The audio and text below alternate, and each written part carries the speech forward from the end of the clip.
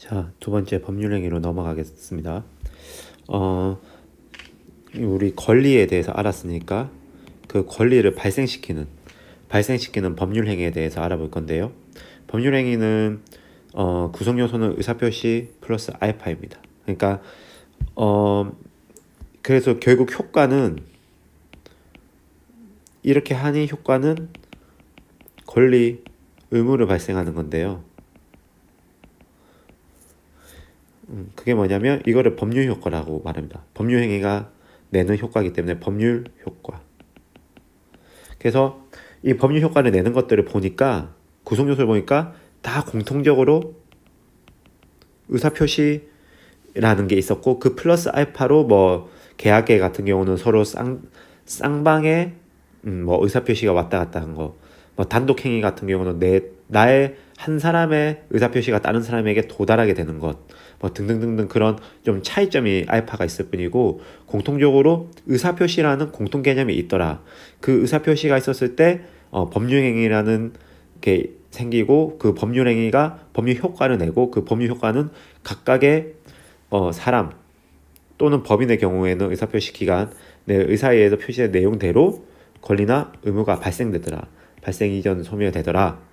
근데 그 효과는 언제 발생하냐? 도달주의. 도달 의사표시가 도달해야지 발생한다. 정말 이 효과 발생 시기 그다음에 발생하는 원인이 되는 이 법률행위는 정말 중요한 개념이겠죠. 그래서 우리 민법에서 법률행위에 대해서 많은 설명을 합니다. 법률행위는 그래서 민법 총칙에 나와 있고 103조에서 154조까지 법률행위에 대해서 규정하고 있습니다. 그래서 보면 법조문을 보면요. 여기 법률행위 103조에서 154조까지 규정하고 있고요. 법률행위의 총칙이 103조부터 106조까지 있고 어떤 법률행 반사회 질서의 법률행위가 뭔지 불공정한 법률행위가 뭔지 또 등등 또 임의 규정과 이걸 반대 해석하면 강행 규정이 나오고요. 그리고 의사표시에서 어떤 의사표시 있을 때 하자가 있는지 그러니까 그냥 하자가 없는 의사표시는 의사표시 그대로 그 권리 주체에게 효과가 기속돼서 그대로 권리 의무가 발생합니다. 하지만 하자가 있는 의사표시들은 권리 의무가 발생하면 안 되거든요. 그렇기 때문에 그 하자가 있는 그 규정을 하자 의사표시를 이런 식으로 민법전에 규정해 놓은 겁니다. 107조 진위 아닌 의사표시, 108조 통정한 허위의 의사표시, 109조 착오로 인한 의사표시, 110조 사기 강박에 의한 의사표시. 그리고 그 뒤에 111조의 의사표시의 효력 발생 시기 이렇게 있는 거예요. 상대방이 있는 의사표시는 기본적으로 상대방이 있는 게 원칙이에요. 없는 경우도 있지만 상대방이 있는 의사표시는 상대방에게 도달한 때에 그 효력이 생긴다. 그러니까 상대방이 듣기 전까지는 그게 효력이 생기면 안 되죠. 상대방이 몰랐으니까 지극히 당연한 겁니다. 우리가 말했다라고 되는 게 아니라 우리가 만약에 우편을 보냈으면 우편이 도달해야지 그 우편에 효력이 생기는 거죠. 근데 통지를 발송한 후에는 사망을 대한 능력자가 되어도 이건 당연한 거예요. 근데 그것들을 민법에 이렇게 다 규정해 놓은 거예요. 그 다음 제한 능력자의 의사표시는 어떻게 할 것이냐. 그리고 대리행위 여기서부터 이제 대리가 나오는데 대리는 아까 제가 이전에 설명했다시피 의사 표시자와 효과 기속자가 서로 다른 경우를 말한 거예요. 원칙적으로 내가 의사한 대로 내가 효과가 기속돼야 되는 거잖아요. 근데 의사 표시의 효과 기속의 예외가 또 대리인 거예요. 그러니까 어떻게 보면 법률은 계속 예외만 규정되어 있는 거예요. 이런 하자 있는 의사 표시들. 또 의사 표시자와 효과 기속되는 사람이 다른 경우에 대리는 어떻게 114조부터 136조까지 돼 있는데 제가 여기 좀 중요한 거를 추려서 가지고 왔어요. 대리 행위의 효력. 대리인이 그 권한 내에서 본인을 위한 것이면 본인이 효과가 기속하는 사람이거든요. 본인이라고 하면 대리인은 의사표시를 내는 사람이고요. 그래서 의사표시를 내는 사람이 그 권한 내에서 효과가 기속되는 사람을 위한 것임을 표시한 의사표시는 대리인이 아니라 의사표시를 낸 사람이 아니라 효과가 기속되도록 표시한 사람에게 대해서 효력이 생긴다. 이해가시죠? 이게 대리라고요. 그러니까 이 효력을 정의를 풀어내면 대리행위가 무엇인지 나온다는 겁니다. 그리고 이제 법률행위가 하자가 있거나 뭐 등등등등 그러면 무효라는 게 있고요. 무효와 취소가 큰 제목이고요. 그다음 무효행위를 추인하는 건 인정하는 거. 무효가 있고 하자가 있지만 추인을 해서 다시 그 무효 하자를 제거하는 거고요. 그다음에 취소권이 발생하는 경우는 취소권자가 누구인지, 취소의 효과는 어떻게 되는지, 상대방은 어떻게 되는지, 취소의 추인 방법은 어떻게 되는지, 또 그 취소의 추인 요건은 어떻게 되는지, 의사로서 추인하는 게 아니라 법정에 일정한 형식이 되면 추인한 것을 보는 요건은 무엇인지, 그 취소권은 어떻게 소멸되는지, 그리고 마지막으로 이제 취소권에 대해서 다 배웠으면 법률 행위를 의사표시를 할 때 조건과 기한을 넣을 수 있어요. 조건이 무엇인지, 기한의 이익과 포기는 무엇인지 이런 것들을 규정하고 있다고요. 그래서 103조부터 154조까지는 법률 행위에 대해서 규정하고 있다는 겁니다. 이것들이 물건에 대해서 소유권을 기속시키는 의사표시에도 법률 효과를 내면서 분명히 적용될 거고요. 채권 관계, 그러니까 우리 계약 맺고 뭐 이런 관계에서도 의사표시를 내서 우리가 의사합치해서 계약을 성립한다고 제가 말씀드렸잖아요. 그럼 물건이나 채권을 다 아우르는 개념이기 때문에 민법 총칙 103조에서 154조에 위치해 있는 거예요. 총칙은 물건 직전까지를 민법 총칙이라고 하는데 1조부터 183조? 184조까지네요. 184조까지. 184조까지를 민법 총칙이라고 해요. 여기서 진짜 중요한 개념이 아까 법률행위 개념이 가장 중요하고요. 그 다음에 소멸시효 개념도 엄청 중요하고, 그 다음에 이제 뭐 권리 능력이나 법인 요 정도가 중요합니다. 법률행위 안에 대리, 뭐 의사표시 다 있는 거고요. 이종 권리 능력 안에 뭐 미성년자나 뭐 제한 능력자 다 있는 거고.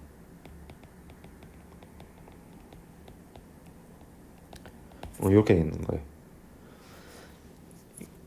인 능력, 이게 권리 능력이고요. 그다음 법인 이렇게 돼 있는 거고. 그러니까 이 구조를 계속 우리가 익혀야 돼요. 어디에 뭐가 있다. 제가 법조문은 정확하게 중요한 조문 빼고 다 외우고 있잖아요. 아무리 변호사라도 오히려 로3 때 가장 잘 외웠고 지금 점점 퇴화되고 있습니다. 법조문 자체의 번호를 외우는 거는. 하지만 이런 체계가 잡혀 있으면 이게 어디겠거니 라는 건 확실하게 알아요. 그냥 가서 그냥 찾아보면 돼요. 변호사 할 때는. 그러니까 여러분은 아직 그까지 내공이 안 됐기 때문에 지금 외우고 익히고 그렇게 해야 된다는 겁니다. 그래서 법률 행위는 민법 총칙의 우리 민법의 전반적인 것들을 딱 규정하는 아주 중추가 되는 핵심 개념이기 때문에 민법 총칙에 위치해 있고, 그 구성 요소는 공통되게 의사표시라는 것을 공통으로 가지고 있는데 거기에서 플러스 알파가 있다. 그래서 법률 행위를 하게 되면 그 효과는 법률 주체에게, 권리 능력이 있는 주체에게, 권리 능력에 대해 뒤에 여기서 배울 거예요. 있는 주체에게 권리 의무를 발생시킨다. 그럼 왜 발생되느냐? 왜냐하면 권리 능력이 있다고 생각하는 그 사람이 자기가 의사에 의해서 표시된 내용대로 그렇게 자기가 귀속되겠다라고 말했거든요. 그러니까 자, 매매를 아까 제일 처음에 삼성전자랑 A라는 사람하고 했다고 칩시다. 삼성전자는 S20를 팔겠다라고 의사를 냈고요. 그리고 그 B라는 사람은 어떻게 했죠? 그걸 사겠다라고 의사를 냈습니다. 100만 원에. 그러니까 둘 다 그 의사를 낸 대로 당연히 서로가 효과가 기속돼야 되는 거잖아요. 그리고 법인이라는 사람은 그 효과를 담을 수 있는 그릇이 있습니다. 그게 법인이 권리 능력이 있다는 것이고요. 그 다음 사람도 권리 능력이 있습니다. 그건 민법에 규정이 돼 있어요. 그러니까 그 효과를 담을 수 있는 그릇이 둘 다 되고, 둘 다 의사표시를 낼 수 있는 능력이 되느냐, 능력이 원칙적으로 되고, 능력이 안 되는 경우를 여기서 의사능력이나 제한행위 제도에서 배울 거예요. 그래서 이 법률행위의 효과를 기속할 때 우리가 봐야 될 것이 이 권리 능력, 효과를 담을 수 있는지, 그 형식적 그릇이 있는지, 그릇에 대한 문제고요. 이 의사능력과 행위 능력에 대한 거는 그 효과를 낼 수 있는 힘이 있는지, 그 힘이 있는지를 보는 거예요. 그리고 뭐 유사한 개념으로 책임 능력을 보는 거고요. 그리고 의사표시를 본인이 내야지만 효과가 기속되는데 그에 대한 예외인 대리행위에 대해서 보면 법률 행위에 대한 전반적인 총칙 요소를 우리가 어느 정도 쌓을 수 있다고요. 자, 제가 지금 제일 처음 우리 시작하고 있으니까 조금 더 구조적으로 한 번만 더 설명해 볼게요.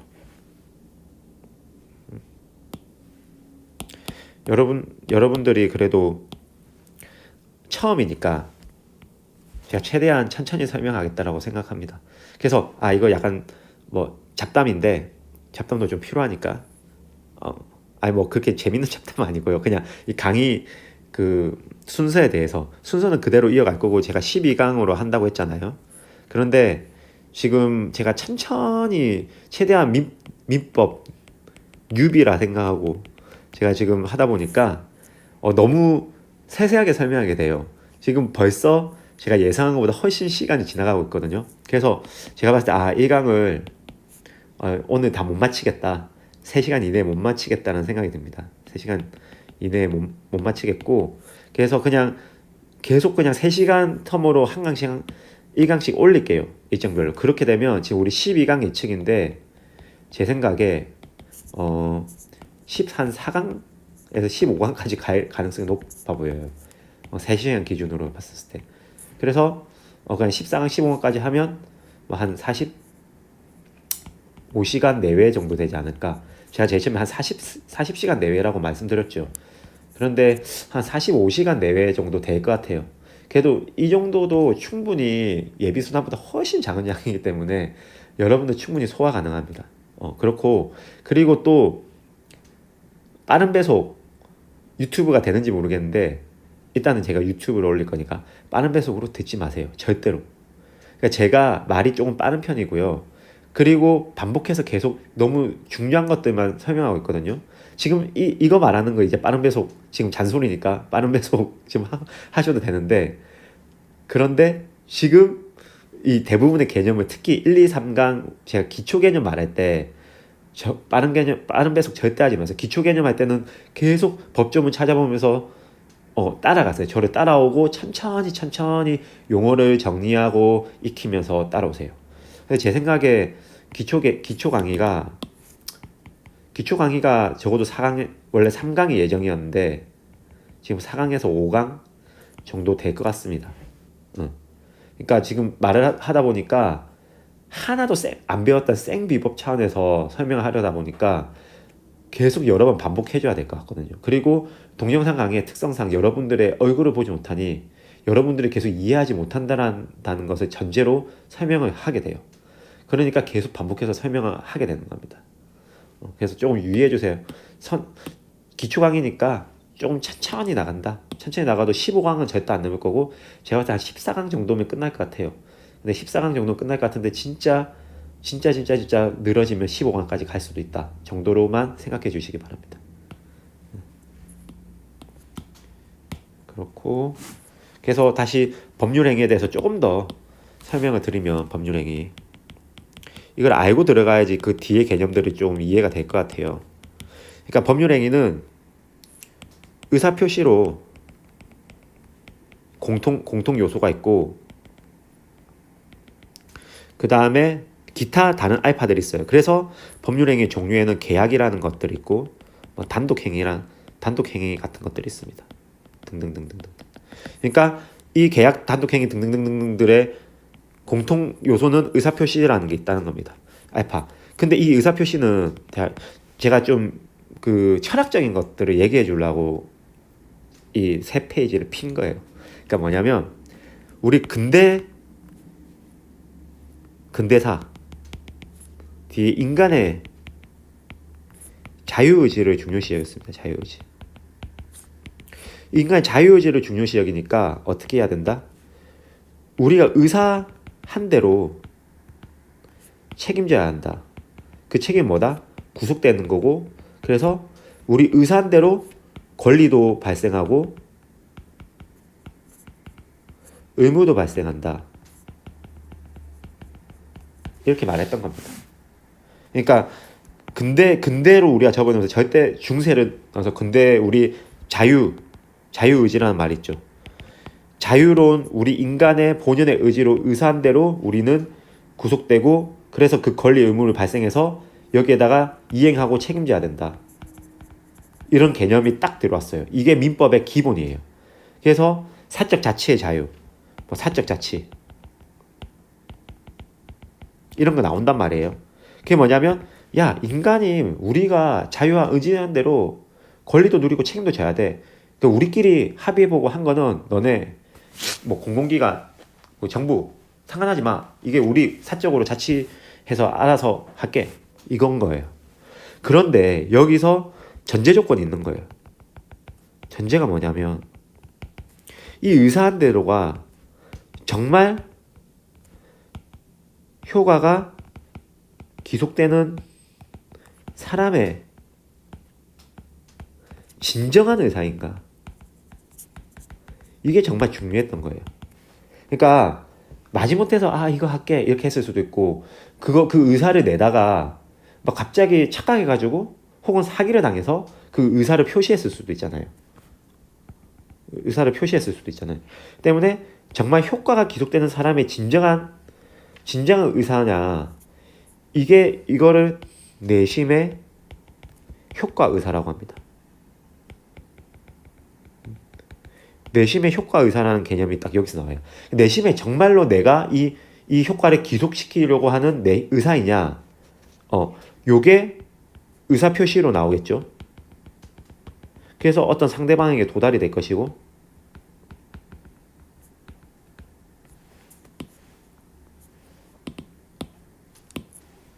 대방 도달되면 이래야지 효력이 발생된다는 거예요. 효력.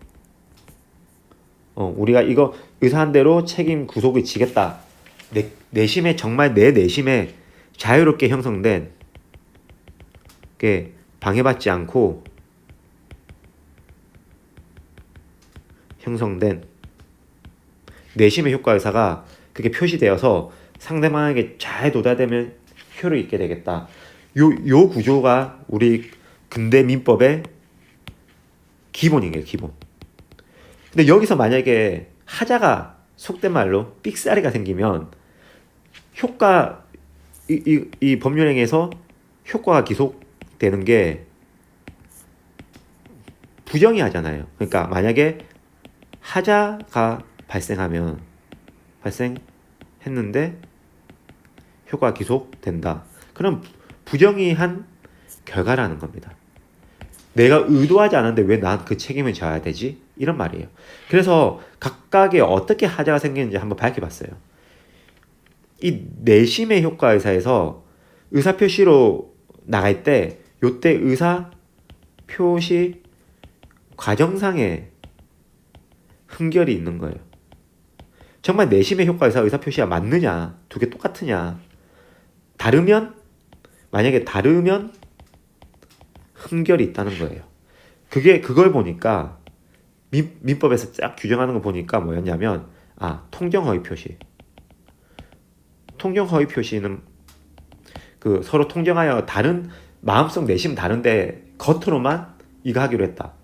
그러니까 서로 예를 들어 이건 직년대 겉으로 매매로 위장했다. 그러면 매매 행위는 민법에서는 무효로 봅니다. 하자가 있게 돼요. 왜냐하면 우리 내심의 효과 의사대로 의도한 게 아니잖아요. 매매는. 그럼 직녀면 직녀대로 본다는 거예요. 통정 의사 표시는 그렇게 안 보겠다. 효력 안 주겠다. 그리고 비진의 의사 표시. 그러니까 내 진의가 아닌데 의사 표시가 간 경우에는 단서. 그러니까 상대방이 그 진의가 아니면 알거나 알 수 있었을 때는 또 그 효력이 부정되거든요. 효력을 안 주겠다. 그리고 차고. 내가 이게 예를 들어서 어떤 기능이 되는 핸드폰을 사는데 통화 기능이 된다고 생각하고 핸드폰을 샀어요. 예를 들어. 근데 이거는 아이패드여가지고 통화 기능이 안 돼. 근데 분명히 팔 때 이거 통화 기능 된다고 했거든요. 그 중요한 이 매매를 했던 중요한 목적이 뭐예요? 통화하려고 이거 산 거잖아요. 근데 그 통화를 하는 것에 대해서 착오가 생겼다는 거예요. 내가 내 스스로 착오가 생겼다는 거예요. 뭐 기망을 한 게 아니야. 그 중요한 부분만 착오가 생겼을 때 어떤 요건이 있으면 그 매매 계약을 취소할 수가 있어요. 왜냐면 내심의 효과 의사랑 의사 표시가 달랐기 때문에. 내심의 효과 의사는 통화를 하고 싶었죠. 근데 그래서 의사 표시를 매매하겠다고 했는데 거기서 이상한 버퍼링이 생겨서 하자가 생긴 거예요. 사기는 그 내심의 효과 의사를 이상하게 마음먹도록, 그러니까 만약에 아이패드 파는 사람이 야 이거 통화 정말 된다고 해서 아 정말 통화되구나 그러면 이거 사야지, 내심의 효과에서 아 통화되구나 사야지라는 마음 먹고 사게 한 경우에 이게 사기라는 거예요. 사기. 이런 경우에는 다 의사표시 가정상의 흠결이 있어서 효력을 발생하지 않게 하거나 아니면 효력을 취소할 수 있게 만듭니다. 민법에서. 그리고 이 또 다른 게 뭐가 있냐면 이 의사표시 내용이 이거는 사회 질서상 허용하면 안 되는 거예요. 뭐 인신매매를 한다든지 막 첩계약을 한다든지 이런 경우에는 안 된다. 그냥 무효다. 그래서 이것도 의사표시 내용이 반사회 질서적이다. 그러면 효력 발생 안 한다는 겁니다. 그러니까 근데 우리 자유의지의 이 구조, 요 구조 단계에서 이런 중간중간에 하자, 흠결, 삑사리가 생기면 효력을 발생하지 않게 한다고요. 그 개념들이 무효와 취소 개념이에요. 의사표시 형성 가정사에서 문제가 생기면 무효와 취소. 그리고 아까 대리 개념에서 대리는 예외적으로 내가 그냥 그 효력이 기속되는 사람이랑 의사 표시와 내심의 효과 의사를 형성하는 사람이 서로 다른 경우를 이 효력 기속되는 이거 본인이라고 하고요. 이거 하는 사람은 대리인이라고 하는데 이게 다른 경우를 말하는 거. 보통 내가 효과 이렇게 말하면 아까 S20 사겠다고 말하면 내가 말했고 내가 이거를 살 권리가 생기고 100만 원 줄 의무가 생기잖아요. 근데 예를 들어서 내가 대리인을 세워가지고 야 이거 그냥 사다 줘. 뭐 하나 사다 주면 돼. 이런 식으로 대리권 가격 흥정이나 뭐 사다 주죠. 네가 다 알아서 해. 이런 식으로 위임을 했다고 쳐요. 그럼 위임을 받은 대리인이 뭘 살지 얼마 할지 본인이 다 내심 효과 의사를 형성하는 거예요. 그리고 본인은 그냥 그렇게 해서 가면 효과 기속이 된다는 거예요. 이런 의사표시자와 효과 기속자가 다른 예외적 케이스가 대리라는 겁니다. 좀 이제 이해가 가시죠? 감이 오죠? 이거는 제가 꼭 찬찬히 설명을 드려야지 이게 왜 이렇게 되는 건지 이해가 되실 겁니다. 근데 이 효과가 기속되는데 결국 이 효력이 기속되잖아요. 기속되는 그릇이 있을 거예요. 그릇을 못 담는 사람들이 있거든요. 뭐냐면 그릇은 사람이면 다 담을 수 있습니다. 근데 물건은 담을 수 있냐? 물건은 못 담죠. 이 권리 의무의 주체가 안 되는 거예요. 근데 사람들이 모인 뭐 집단이나 이런 무형의 뭔가를 만들어야 될 것 같단 말이에요. 그 그릇으로서 민법은 법인이라는 것을 하나 창설하게 됩니다. 권리 의무의 주체가 될 수 있는 사람이 권리 의무의 주체가 되지만 이 효과가 기속되는 주체가 되지만 법인이라는 것도 권리 의무의 기속 주체가 되구나. 그 그릇이 권리 능력이라는 거고요. 그리고 이 의사표시를 할 때 아예 의사표시 형성 자체에 능력이 없는 사람들 있잖아요. 가정사의 흥교 중에 이것도 하나인데, 그러니까 의사표시를 결정할 능력 자체가 안 되는 사람. 이런 사람이 의사 무능력자고요. 그리고 그것을 민법으로 일의적으로 규정한 이렇게 되면 너 그냥 의사 능력이 없는 걸로 해서 만든 게 그게 행위 능력이라는 걸로 만들어 놓은 겁니다. 의사 능력은 그때마다 상황에 따라서 판단해야 되는데 너무 그때마다 주관적이고 어려워요. 그래서 민법이 이런 경우에는 그냥 네가 의사 능력이 결여된 것으로 봐야 돼 해서 정해놓은 것들이 있어요. 그거를 행위 능력이라고 한다고. 그러니까 의사 능력의 좀 더 분절적인 개념이 행위 능력이라고 생각하시면 됩니다. 이런 행위 능력, 의사 능력이 있어야지만 본인에게 효과를 기속할 수 있고, 그게 없다면 민법은 본인에게 기속되는 것을 약간 보류해 두도록 합니다. 그게 이 인간을 지키는 길이라고, 후견적 입장에서 지키는 길이라고 생각하는 거예요. 민법이 이렇게 정교합니다. 그래서 이제 이 설명을 바탕으로 우리가 하나씩 개념 하나씩을 뜯어보고 살펴보도록 하겠습니다. 그래서 권리 능력, 아까 효과, 권리 의무가 발생했는데 그것을 담는 그릇이라고 했죠. 그래서 권리 의무가 주체가 될 수 있는 자격 내지 능력. 사람, 법인. 사람은 당연한 거고요. 법인은 우리가 민법이 창설해서 그렇게 하기로 우리가 그냥 규율을 만든 겁니다. 그래서 이 능력, 이 능력 보통 지금 권리 능력을 말하는 거거든요. 사람이 지금 3조부터 쭉 해서 한 30조까지 있는 거예요. 그리고 법인이라는 걸 하나 만들어가지고 31조부터 97조까지 만들어요.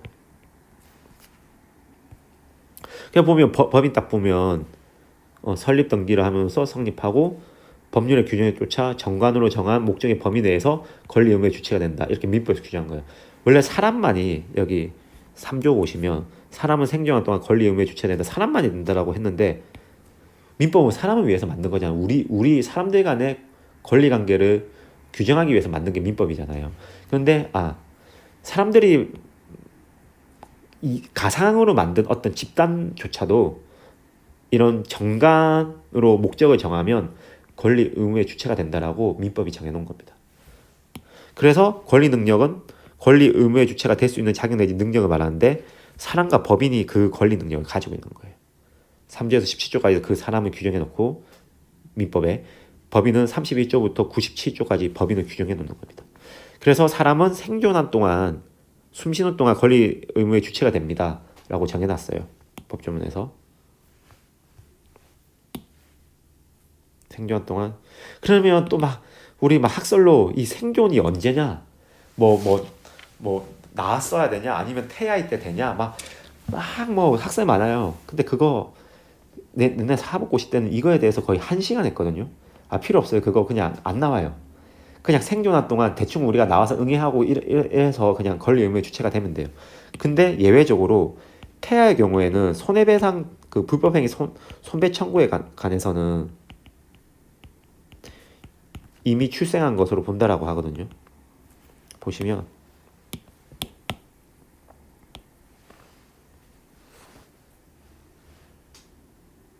여기 태아는 손해배상 청구권에 관해서 이미 출생한 겁니다. 왜냐하면 얘가 태어나기도 전에 만약에 엄마 아빠가 죽어버렸어요.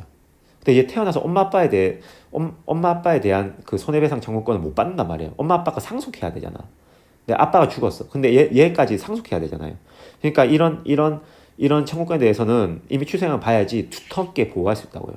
이건 미리 보호해줘야지 권리 능력이 있다라고 해줘야지만 나중에 그것을 주장할 수 있단 말이에요. 권리 능력이 없으면 일단 효과 자체가 기속이 안 되잖아요. 아까 권리 의무를 담는 그릇이 권리 능력이라고 했잖아요. 권리 능력은 의무 능력이기도 합니다. 그러니까 줄여서 권리 의무 능력을 권리 능력이라고 우리가 지칭하는 거예요. 그러니까 이 그릇이 없으면 아무리 의사가 있든 뭐가 있든지 간에 그 담을 수 있는 그릇이 없는 거잖아요. 그러니까 이 그릇을 미리 만들어주는 거예요. 이런 예외적인 케이스가 있고요. 그러니까 지금 이런 큰 개념을 배우고 가면 돼요. 이 태아에 대해서 나중에 학기 들어가서 배우셔도 돼요. 그냥 이런 게 있다 정도 아시고 넘어가면 됩니다. 법인은 그러면 그 자체에 있는 것으로서 권리 의무의 주체로 우리가 인정하냐? 아니요.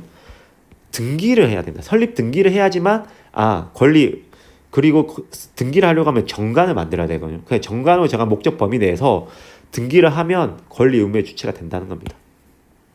그래서 지금 제가 가지고 온 게 이거는 그냥 우리 등기소 전자등기소 가면 다 뗄 수 있는 거예요. 그래서 다 오픈되어 있는 건데 제가 옛날에 맡았던 사건에 기업의 하나의 등기인데 이 주식회사도 법인의 일종입니다. 상법 가면 직업별로 볼게요. 주식회사인데 일종이고 그래서 주식회사는 이런 등기소의 등기를 떼게 돼 있어요. 왜냐하면 사람은 존재하잖아요. 눈에 보이잖아요. 양태용이라는 사람, 누구라는 사람 존재하잖아요. 그런데 법인은 시체가 없어요. 그 사람이 모여 있고 그냥 법인이 소재했다라는 여기 본점 여기 본점 있지만 그게 가도 없을 수도 있잖아요. 그렇기 때문에 이 등기소에다가 등기 신청을 해서 누구나 이런 등기사항 전문점에서 발급받을 수 있어야지만 이런 게 존재하구나라고 우리가 확인이 되잖아요. 공시가 되죠. 이렇게 공시.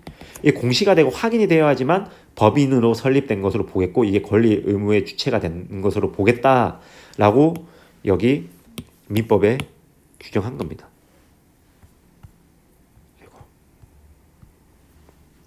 법인은 그 주된 사람의 손해에서 설립 등기를 함으로써 성립한다. 등기 안 하면 성립 안 한다는 거예요. 그래서 종류에는 뭐가 있냐? 사단법인이 있고요. 사단법인.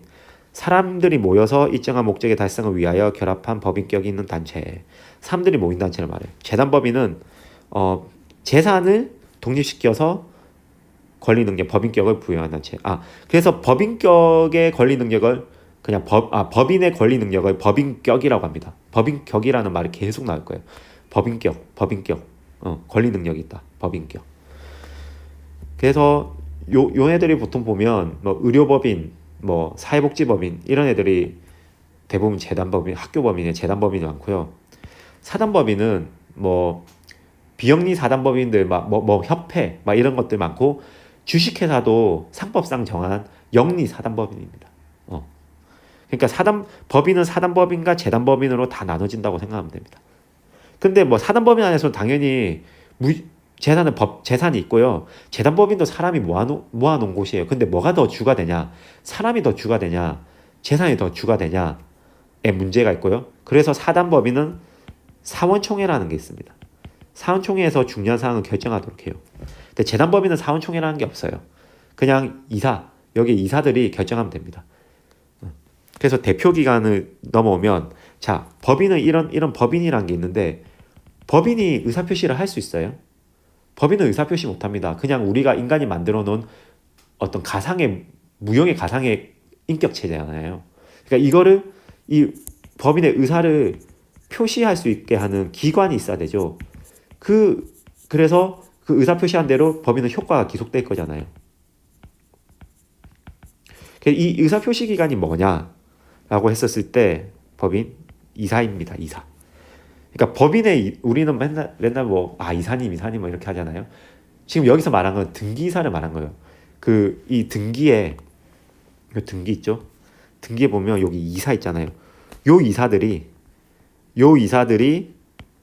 뭐다? 기관, 그러니까 의사표시 기관이다. 이 사람들이 법인을 대표해서 의사표시를 하면 법인에게 그 효과가 기속되는 거예요. 이해가시죠? 그래서 법조문에 보면 여기 이사 여기 있고 이사를 두어야 한다 되죠. 법인은. 그러니까 왜냐하면 이게 이사가 없으면 의사표시를 못 하잖아요. 의사표시 못하면 어떻게 해요? 권리 의무 기속이 안 돼요. 그러니까 의사표시하는 기간을 둬야 되는데 그게 이사고 이사 그 기관이라는 거예요. 근데 이사의 대표권에 대한 제한은 정관의 기재하는 그 효력이 없다 이렇게 하고 있고 뭐 등등등등. 그리고 여기 보면 내둬야 한다. 그리고 여기 이사는 법인의 사무에 관하여 각자 법인을 대표한다. 이게 대표한단 말이 대표하여 의사표시를 할 수 있고 그 이사가 의사표시한 것은 법인이 기속한다는 말입니다. 이 대표한다는 말이. 이게 대리라는 말이랑 똑같아요. 법인의 대리인이 이사라고 보시면 돼요. 여기 나오는 59조에 나오는 이사라고 보시면 됩니다. 일반인의 대리인이 법인의 대표자가 이사라는 거죠. 근데 정리한 규칙 없고 특히 총회 의결에 해야 한다. 사단법인. 그러니까 사단법인은 사원이 모인 총회가 있고요. 그 사단법인 중에 하나인 주식회사는 주주총회가 있죠. 그러니까 주주총회가 그 사단법인의 총회 중에 하나인 거예요. 그런데 그 재단법인은 그냥 이사들만 있습니다. 그리고 법인의 대표에 관하여는 대리에 관한 규정을 준용해야 된다. 아까 똑같죠? 법인이 있고 대표나 혹은 이사가 있으면 아까 본인이 있고 대리인이 있는 거야. 똑같아요, 구조가. 의사표시는 여기서 하고 효과는 여기가 계속되잖아요. 그러니까 대리에 관한 규정을 준용한다는 거예요. 아시겠죠? 그래서 대표기관은 법인의 의사표시를 하는 기관이고 얘네들이 의사표시를 해서 여기에다가 권리 의무를 기속시켜요. 그런데 이제 제가 처음에 민법 공부할 때 좀 이해가 비법인 사단은 게 있습니다. 권리 능력이 없는 사단이라고 말하는데 이런 권리 능력이 없는 사단이라고 말을 하면 좀 이해가 잘 안 돼요. 결과적으로 권리 능력이 있거든요. 결과적으로 등기를 하지 않았을 뿐 법인의 실질을 가지고 있어서 권리 능력이 있어요. 권리 능력이 있다고요. 근데 어떤 개념서나 이런 데 권리 능력이 없는 사단이라고 해요.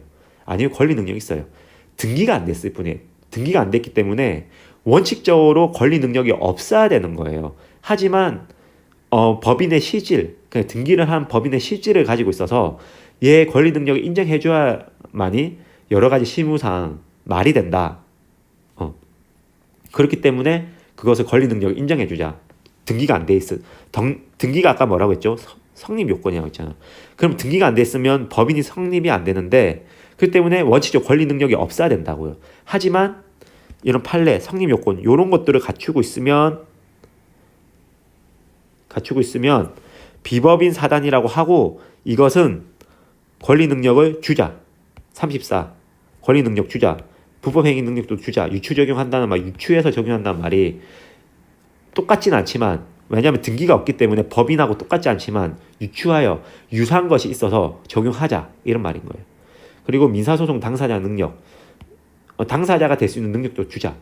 그리고 등기로 할 수 있는 것도 주자. 그래서 종중 이름으로 등기, 그러니까 부동산 등기에 기재가 될 수 있어요. 종중은 등기가 안 돼 있는 법인이거든요. 그러면 당연히 권리 능력이 없기 때문에 등기 능력도 없어야 돼요. 등기 능력도 권리 능력의 일종이거든요. 그런데 등기부에 보면 종중 이름으로 돼 있는 경우가 있어요. 그런 경우, 그런 실무를 미스매치를 반영하기 위해서 비법인 사단, 원칙상 권리 능력이 없을 수 있는 사단은 등기가 안 돼 있어서 권리 능력이 없을 수 있지만 비법인 사단이라고 말을 하면서 권리 능력을 주자 이렇게 말을 하는 거예요. 그래서 성립 요건은 조직을 갖추고 다수결에 따라 조직이 있어야 돼요. 그리고 다수결에 따라 의사결정을 해야 되고 조직이 사람이 왔다 갔다 하는 데서 안 없어지고 그냥 자유롭게 가입 탈퇴가 되면서 조직은 유지되고 있어야 돼요. 단체가 존속되고 주요사항이 확정, 규율이 있어야 된다. 회칙 같은 게 있어야 된다. 이러면 등기가 안 돼 있더라도 이런 것들을 권리 능력을 주고 불법행위 능력도 있다고 하고 유추 적용하고 당사자 능력도 있고 등기 능력이 있다고 하자라고 하는 유추, 그 하자가 아니라 하자, 그렇게 하기로 하자, 유추하자 이렇게 된 겁니다. 그래서 이 개념이 지금은 민법에서 크게 안 중요할 수 있는데 여기 민사소송 당사자 능력 부분이 조금 중요할 수 있어요. 그러니까 이 민소법에서 중요하게 나오는 개념이니까 민법에서 이런 부분을 좀 배우고 가시면 좋습니다. 그러니까 법인은 아니지만 민법상에 규정한 법인은 아니지만 권리 능력이 있는 사단이 있는데 등기가 안 돼서 법인이 아니에요. 그런 게 비법인 사단이고 예를 들어 종중, 교회, 독리, 자연불학, 우리 가장 요즘에 많이 나오는 입주자 대표회의. 그러니까 어떤 이편한 세상 반포 이편한 세상 아파트가 있는데 거기 입주자 대표회의는 등기로 법인화 안 돼 있어요.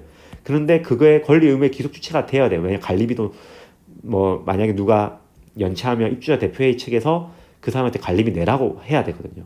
그런 식으로 분쟁이 생기기 때문에 입주자 대표회의는 권리 능력이 있다라고 보는 겁니다. 자, 의사능력은 그거죠.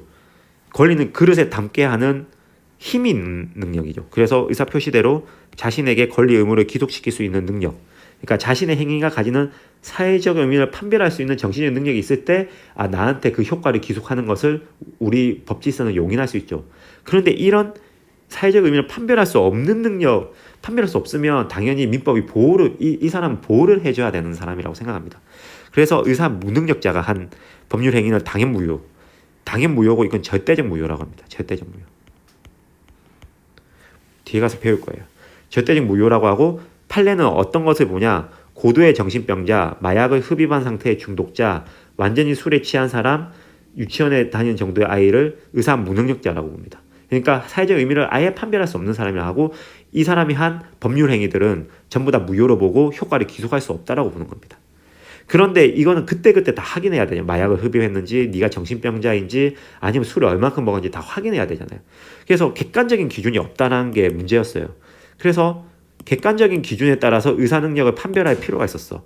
그래서 객관적인 기준에 의하여 일률적으로 행위 능력의 제한 여부를 정할 필요가 있었어요. 그거를 정해놓은 게 제한 능력자 행위 제도고, 그게 없다라면 행위 무능력이라고 보는 겁니다. 친권자, 성년 후견인, 한정 후견인의 대리인을 두어서 이 사람은 의사결정을 해야 되는 거예요. 이렇게 정해놨어요. 미성년자는 친권자, 아니면 그 성년이라도 좀 판별이 안 되는 사람은 성년 후견인을 두고, 판별이 좀 적게 약간 이 정도면 안 되는 사람은 한정 후견인을 둬야 된다고 하는 거예요. 그래서 민법에서 능력이라고 하면 보통 행위 능력을 말하는 겁니다. 일률적으로 정해놨기 때문에 보통 행위 능력이라고 합니다. 그래서 제한 능력자는 미성년자, 피성년 후견인, 피향년 후견인을 말하는데요. 미성년자 여기 보면 여기 다 나와 있어요. 성년, 19세로 성년에 이르게 되죠. 그럼 미성년자는 뭐예요? 19세가 안 된 사람이 미성년자인 거예요. 그 능력. 자, 법률행위를 하면서 동의를 혼자서 못 한다는 거예요.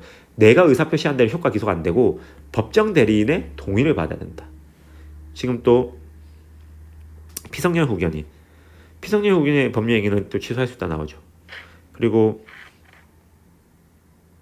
피한정 후견인, 동의를 받고 또 취소할 수 있다 여기 나오죠. 이런 식으로 이 사람들은 의사 능력이 좀 결여되어 있기 때문에 혼자서 효과를 낼 수 없고, 누구의 도움을 받아서 효과를 본인에게 기속. 그러니까 이건 뭐냐면 결국에는 본인에게 효과가 기속되는 거거든요. 여기 법정 대리인한테 효과가 기속, 대리인은 뭐라고 했어요? 효과가 기속되는 사람이 아니라고 했죠. 이 대리인은 결국 효과를 내는 사람이고, 의사 표시를 내는 사람이고, 결국 이 사람들은 권리 능력은 있지만 행위 능력이 없어서, 행위 능력이 결여되어 있어서, 이런 사람의 보조를 받아서 의사표시를 내서 그런 권리 능력을 가지도록 하는 거예요. 이해가시죠? 그래서 미성년자는, 피향정 후견인은 법정 대리인의 동의를 받지 않고 법률 행위를 한 경우 법정 대리인 친권자 또는 성년 후견인, 그때 대부분 미성년자는 친권자일 것이고, 피한정 후견인의 법정 대리인은 한정 후견인일 거예요. 취소할 수 있도록 함. 아까 법조문 여기 다 나와 있었어요. 근데 피성년 후견인은 더 의사 능력이 많이 결여되어 있다고 보거든요. 정말 거의 질병 때문에 막 누워서 의사표시 잘 못하는 사람들이 피성년 후견인이라고 해요. 저도 많이 그 피성년 후견 그 심판 개시 신청 실무적으로 많이 해봤습니다. 법정 대리인의 동의를 받았는지 여부에 상관없이 피성년 후견인이 한 모든 법률에, 이건 동의가 필요 없어요. 동의를 안 받았으면 문제라는데, 동의를 받더라도 이 사람이 할 수 없다는 거예요. 다 성년 후견인이 직접 취소 가능하다는 겁니다. 10조 1항이. 그냥 바로 취소할 수 있다잖아요. 근데 여기는 동의를 안 하면 취소할 수 있다는 거죠. 그래서 미성년자는 19세 미만인 사람 예외. 그런데 이런 사람은 취소할 수 있지만 예외, 권리만 얻거나 의무하는 행위 5조 1항에 있어요. 처분을 허락한 대상 6조에 있어요. 법정 대리인 허락한 특정령 8조에 있어요. 가서 법 좀 찾아보면서 복습하세요. 피성년 후견인 9조 10조. 질병, 장애, 노령이나, 그러니까 이게 그냥 피성년 후견인의 정의라고 보시면, 질병이 있거나 장애가 있거나 노령이 있어서 정신적 제약이 생겨서 사무처리 능력이 지속적으로 결여한 자, 계속 결여가 돼 있는 사람이에요. 좀 더 크게 결여가 돼 있는 사람이고, 이 사람은 똑같은 이유인데 부족한 자. 그렇기 때문에 성년 후견인은 본인이 동의받았는지 상관없이 피성년 후견인은 그냥 직접 취소 가능한 거고, 피한정 후견인은 조금 부족하니까 동의를 받아서 하면 된다는 겁니다. 그래서 이 세 가지 사람들이 행위 능력이 없거나 부족한 사람이라고 보고, 이 사람들이 의사표시를 마음대로 해서 자기한테 효과를 기속할 수 없고, 대리인의 도움을 받아서, 법정 대리인의 도움을 받아서 의사표시를 해야 된다. 그 원인은 아까 여기 민법의 근대 자유의지에 따라서 우리는 효과가 책임 구속돼야 되기 때문이다. 그렇게 이해가 되는 거예요. 그죠? 의사표시와는 좀 크게 관계없지만 그냥 권리 능력, 의사 능력 배우는 김에 같이 배우면 책임 능력이라는 게 있는데, 그냥 불법 행위, 우리가 누구를 때렸어요. 그런데 그 책임이 성립하는 능력이에요. 근데 법원 실무는 만 15세 정도 정상적인 사람이면 책임 능력이 있다고 봅니다. 그러니까 유치원 애가 때렸을 때는 걔는 책임 능력이 없고 유치원 애가 때린 것에 대해서 그 보호자의 감독 의무가 있거든요. 그래서 친권자가 손해배상 책임을 지게 됩니다. 원칙적으로. 근데 유치원 그 친구에게는 손해배상 청구를 못 묻는다는 거예요. 그런데 15세 만 15세 이상이 되면 그 미성년자의 경우 친권자에게도 감독자이기 때문에 우리가 손해배상 청구를 할 수 있지만 그 본인 때린 한 만 16세 된 때린 사람한테도 우리가 손해배상 청구해라라고 말할 수 있는 그 책임 능력이 요 책임 능력이라고 합니다. 의사 능력은 의사를 표시해서 나한테 효과를 기속할 수 있는 능력이고 책임 능력은 어떤 행위를 해서 내가 불법 행위를 저질렀을 때 그에 대해서 손해배상 청구를 하게 만들 수 있느냐 그 능력을 말하는 겁니다. 그래서 항상 그 채무와 책임 이건 다른 개념인데요. 채무는 인적 관계, 사람과의 사람 관계예요. 그러니까 아까 매매 계약을 체결했었을 때 삼성은 돈을 받을 채권이 있었고 물건을 인도할 채무가 있었죠. 매매 계약에. 그리고 아까 매수인인 아까 일반 사람은 돈을 줄 채무가 있었고 그러니까 그 물건을 받을 채권이 있었어요. 그렇기 때문에 사람 사이의 관계에서 채권 채무 관계가 발생한다고. 근데 책임은 물적 관계입니다. 채권과 물건 사이의 관계예요. 그러니까 뭐냐면 물건을 깨부쉈어요. 그래서 그 물건에 대해서 책임을 본인이 지는지 그 깨부순 물건의 재산권을 회복할 책임이 있는지 그래서 그 책임을 져야 되는지 그 물적 관계에서 늘 나오는 개념이에요. 근데 또 다른 의미로 또 다른 책임이 나와요. 막 기책 사유에서 책임이 있냐 없냐 이런 말 나오고요. 그거는 또 다른 의미로 비난 가능성을 말하는 거예요. 비난 가능성. 이 사람 비난 가능한가? 이때의 책임은 그 물적 책임을 지는 게 아니라 이 사람 비난 가능한가? 그래서 이건 고의가실이 있는가 이런 것들이 또 책임이 있는가 말한 거고 이 개념들이 조금씩 다르게 쓰여요. 우리가 말하면 지금 말하는 말 아니면 동물 말 이렇게 말하듯이 똑같은 단어인데 이런 식으로 다르게 쓰이는데 공부를 하다 보면 그냥 자연스럽게 쓰게 돼요. 여러분들은 지금 처음 배우기 때문에 계속 부단히 익혀야 된다는 거예요. 그래서 책임재산에서의 그 책임이 그 책임이에요. 그래서 채권의 공치력에 복종하는 상태. 야, 이 사람이 책임재산이 있냐 이 말인즉슨 내가 부동산을 1억짜리 가지고 내 채무가 2억이에요. 그러면 책임재산이 없는 겁니다. 왜냐하면 내 플러스 재산은 1억인데 집 1억인데 채무는 2억이라서 마이너스 1억이 된 거잖아요. 그러면 책임재산이 없다라고 해서 그 물적 관계 공치할 수 있는 채권으로 공치할 수 있는 그 책임재산이 없다는 이때 책임재산이 할 때 그 책임이 물적 관계를 말하는 거예요. 그리고 물상보증인이 가장 그 채무는 없지만 책임이 있는 대표적인 예인데요. 채무를 지지 않으면서 그의 재산에 담보권이 설정된 사람. 채무는 없지만 책임을 지는 민법 341조에 정의돼 있어요.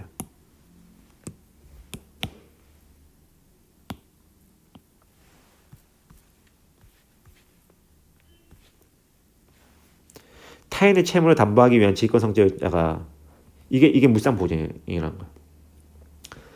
타인의 채무는 자기 게 아니에요. 타인의 채무를 담보하기 위한 이 질권 설정자가 실행을 했을 경우에 그 소유물 그 질권이 근데 그 소유물 그 사람은 그 사람은 그 채무자에게 구상권이 있다. 이게 뭐냐면 좀 어려운 개념인데 이 둘 A, B 사이에 채권 채무에서 B가 A한테 100만 원을 청구할 권리가 있다고 칩시다. 근데 A는 책임 재산이 없는 거예요. 그러니까 지금 부동산 같은 거 그래서 C라는 사람 부동산 가진 사람한테 야 대신 좀 책임을 져줄래? 그럼 B가 그래. 그러면 나 얘 부동산 여기 담보 잡을게. 근데 A의 채무에 대해서 너는 C는 책임을 지는 거야. 이게 이 C는 어떤 사람이라고 하냐? 이 사람은 물상보증이라고 합니다.